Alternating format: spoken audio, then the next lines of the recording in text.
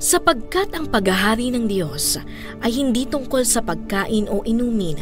Ito ay tungkol sa matuwid na pamumuhay, kapayapaan at kagalakan na ipinagkakaloob ng Espiritu Santo. Ang naglilingkod kay Kristo ng may ganitong kaisipan ay kinalulugdan ng Diyos at ginagalang ng mga tao. Kaya't lagi nating pagsikapang gawin ang mga bagay na makakapagdulot ng kapayapaan at makakapagpalakas sa isa't isa. Roma, Kapitulo 14, versikulo 17 hanggang 19.